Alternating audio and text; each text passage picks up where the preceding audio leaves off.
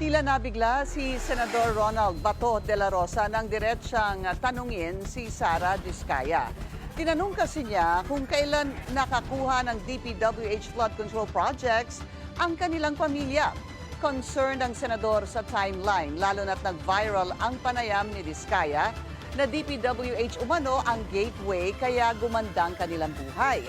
Paglilinaw ni Diskaya, mahigit 2 dekada na silang kontratista sa mga LGU pero 2016 sila nagsimulang makakuha ng kontrata sa DPWH. Yung mga flood control projects, kailan kayo nag-engage ng flood control projects sa DPWH?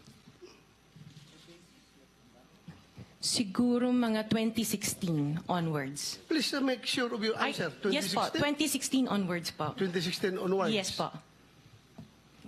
26